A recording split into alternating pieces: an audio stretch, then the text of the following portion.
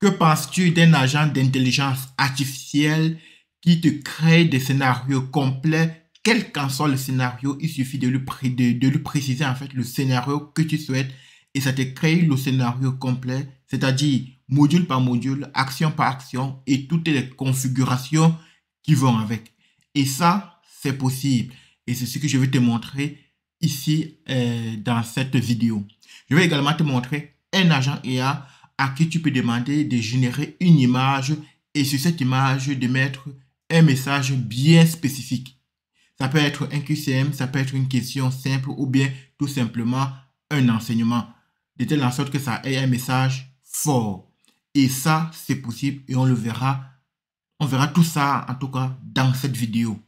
Donc, reste jusqu'à la fin afin que tu puisses voir comment c'est conçu et comment toi tu peux repliquer ça chez toi.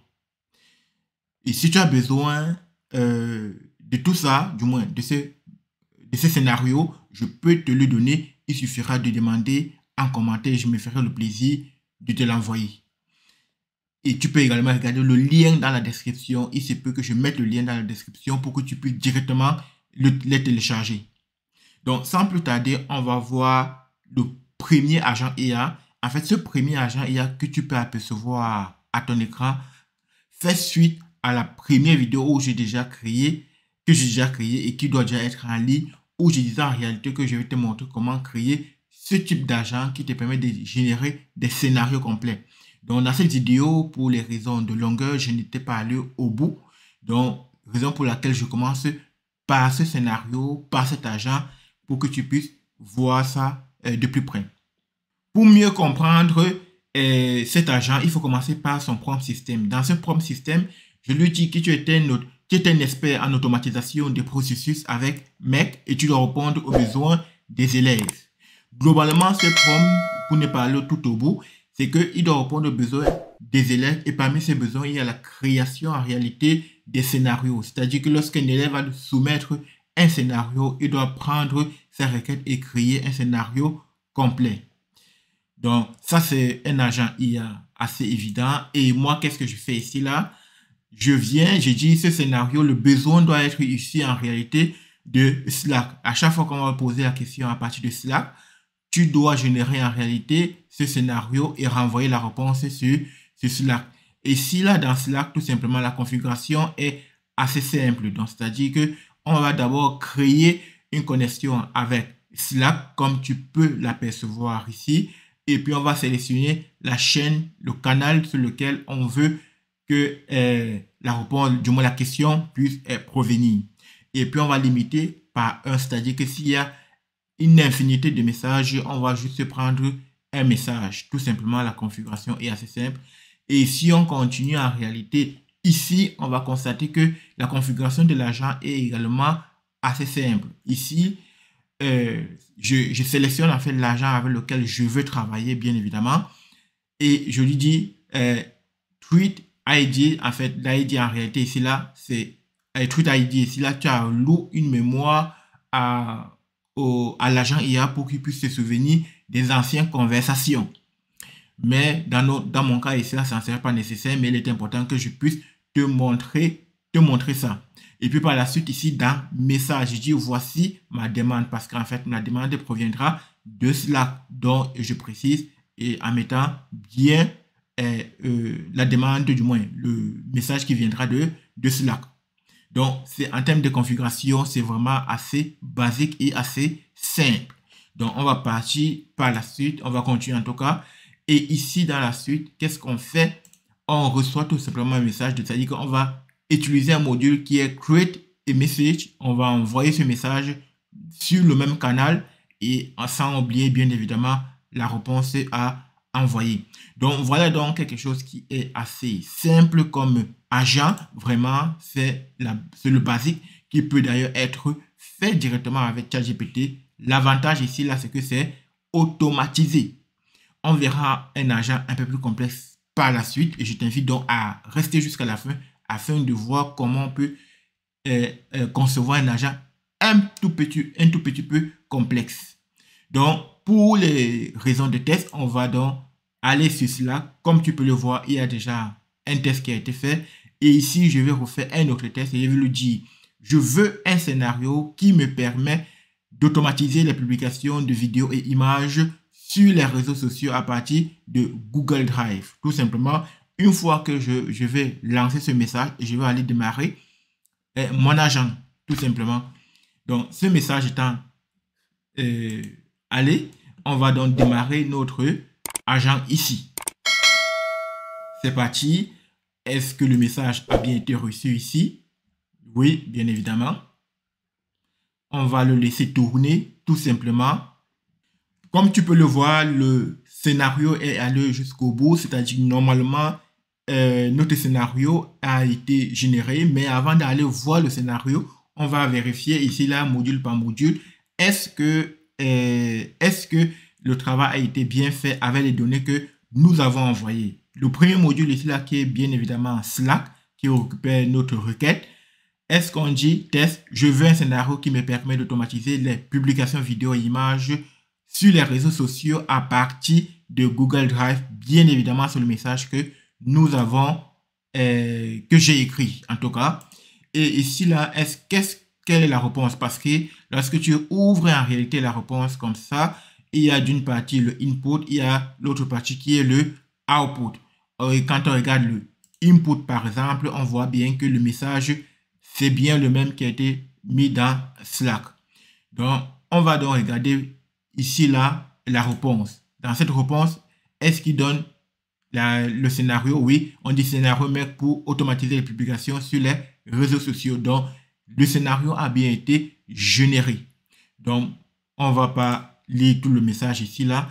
On va donc se contenter de dire create a message. Est-ce que le message a bien été envoyé? On dit ici dans input. Est-ce que le message a été envoyé? A priori, oui. Use Markdown, oui, c'est bien.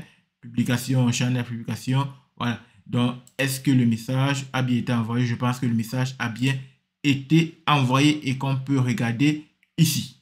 Donc, par la suite, qu'est-ce qu'il faut faire? Il faut juste aller vérifier dans Slack pour voir, pour toucher de plus près le message. Et dans Slack, on va donc regarder ici. Voici le message.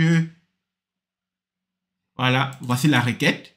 Et voici où notre réponse commence. On dit scénario Mac pour automatiser les publications sur les réseaux sociaux à partir de Mac, à partir de Google Drive. Autant pour moi. Ici, il y a le module qui sont le déclencheur. Il te donne le déclencheur. Suivez les fichiers dans Google Drive. À chaque fois que tu dois passer dans Mac, tu vas suivre tout ceci là étape par étape et module par module. Et puis, il y a Google Drive. Obtenir le fichier, ça veut dire qu'on va download le fichier et puis on va analyser le fichier on va outil, analyse CSV pour lire le markdown. Voilà, routeur, bien évidemment, outil d'analyse d'image optionnel. Et puis, il y a les outils de publication pour chaque réseau social. Donc, on voit ici, là, il y a Facebook, il y a Instagram, il y a Twitter, il y a LinkedIn. Tu peux également augmenter certains réseaux sociaux que tu souhaites. Le plus important ici, c'est de savoir quelle est l'architecture pour arriver à un résultat, au résultat que je souhaite. Une fois qu'on t'a donné l'idée, on t'a donné l'architecture de base, c'est à toi de l'enrichir. Et puis en termes de configuration, ici, là, il te donne toutes les configurations de Google Drive, du premier module, du deuxième module, du troisième module, du quatrième module, du cinquième module, bien évidemment, et du sixième module. En fait, il te donne toutes les configurations jusqu'à la fin. Et c'est ce que je voulais bien évidemment te montrer que c'est possible.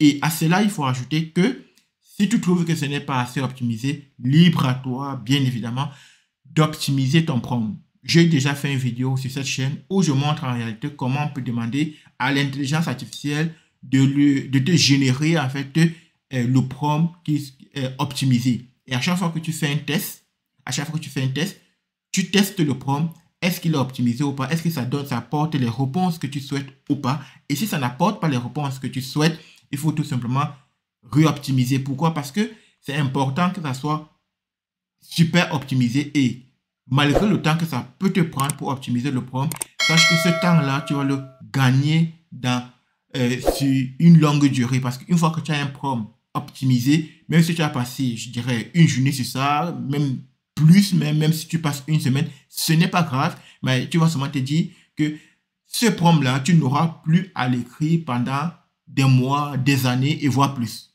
Donc, c'est là où l'importance de s'appliquer sur la rédaction du prompt est vitale. Donc, une fois que je dis ça, on constate que cet agent fonctionne très bien. Donc, on va passer au deuxième agent qui est un peu plus complexe. Donc, j'espère que tu as appris déjà quelque chose sur ce premier agent. Donc, on va donc passer directement au deuxième agent. Le deuxième agent, en réalité, ici, là, qu'est-ce qu'il fait? En réalité, c'est que tu vas lui demander, c'est un générateur d'image. Un générateur d'image, mais avec des messages précis. Dans ce générateur d'image, en réalité, je vais d'abord fermer les scénarios que je n'ai pas besoin. Voilà. Comme ça, on va garder la chose un peu clean. Et c'est là que j'en aurai encore besoin.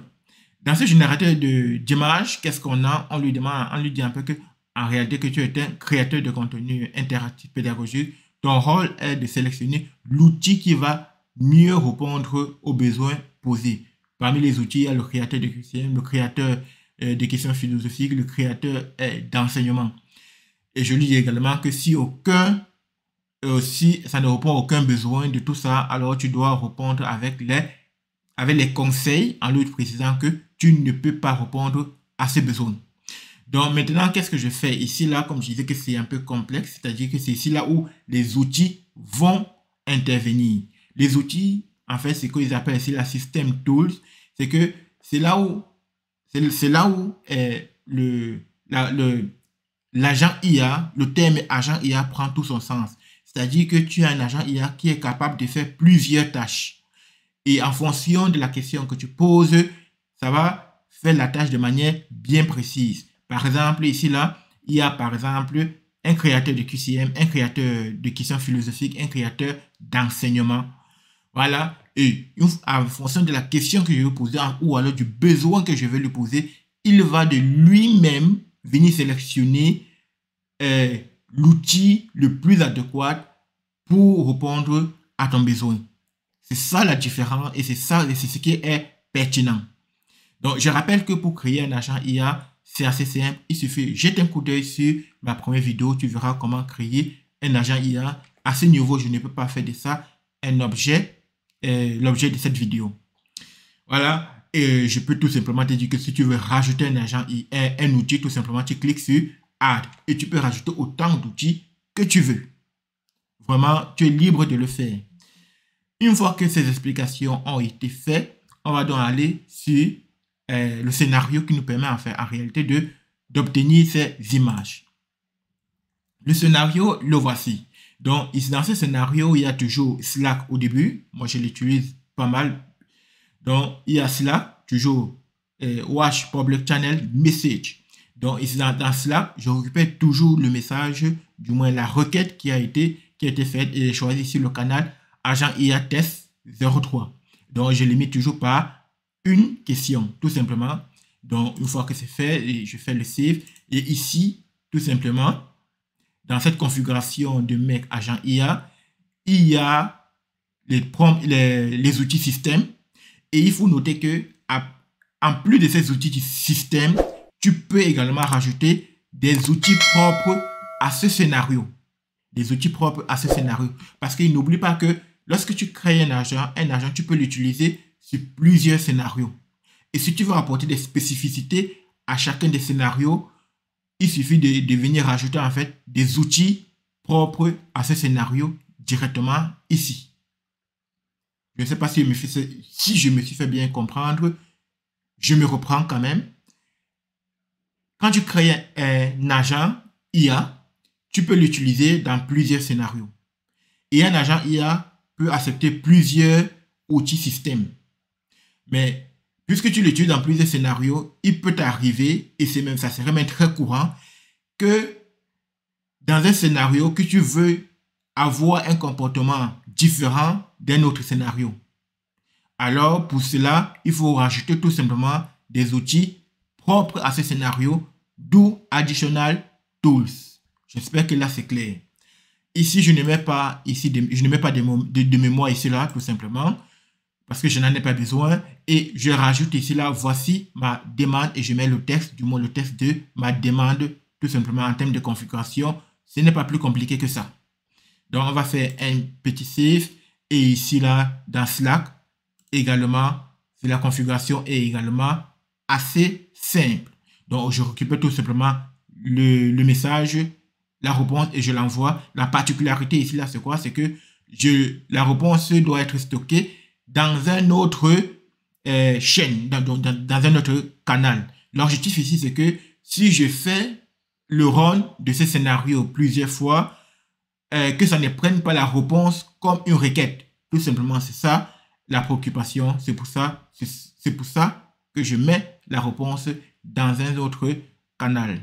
Donc, voilà ce que je voulais te présenter.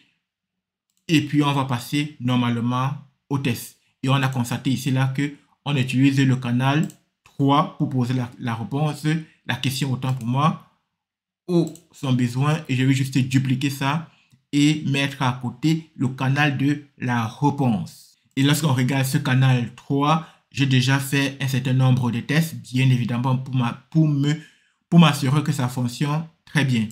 Et si on va regarder ici, là, le canal 3 de réponse, on verra ça tout à l'heure. Pour l'instant, qu'est-ce que je fais? Je vais lui dire, je veux un QCM. Je veux un QCM et normalement, ça doit me générer une image avec un QCM.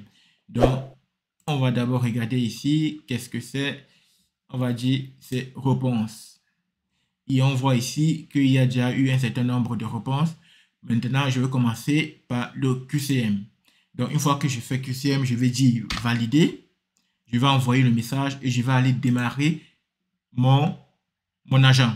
Donc, on va démarrer l'agent. L'agent s'est très bien déroulé.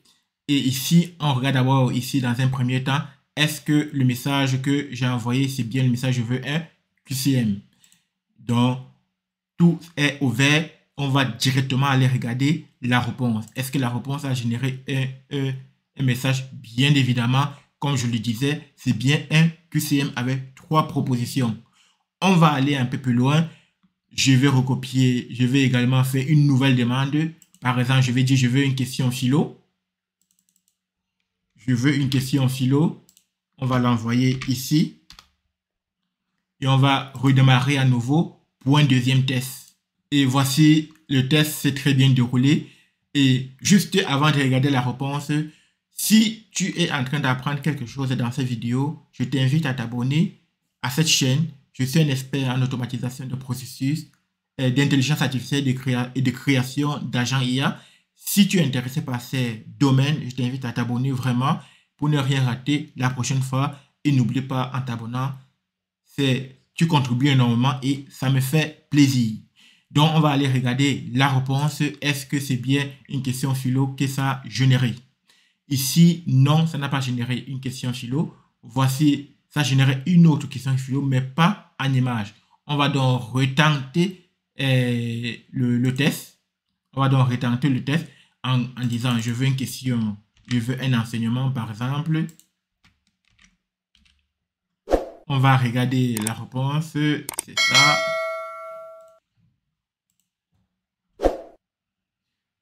Voilà un enseignement. Donc, voilà donc comment ça fonctionne. On constate bien que entre l'enseignement, le QCM, ça fonctionne très bien. Et c'est bien ça l'objectif en réalité, l'objectif de cet agent IA. Donc, je rappelle que si jamais tu es intéressé par cet agent IA, tu peux me demander ça en commentaire et je t'enverrai ça, du moins le blueprint, du moins le scénario pour que tu puisses l'importer dans ton workspace. Donc, j'espère que tu as appris quelque chose et je le redis encore, si tu es intéressé par l'intelligence artificielle, l'automatisation des processus ou encore la création d'agents IA, tu peux t'abonner, ça me fera bien plaisir. Tu peux t'abonner à cette chaîne si ce n'est pas encore fait et ça me fera bien plaisir. J'espère que tu as appris quelque chose dans cette vidéo. Ici, c'est le cas. C'est le plaisir est pour moi. On se donne rendez-vous pour très bientôt. C'était Jonas. Merci et prends soin de toi.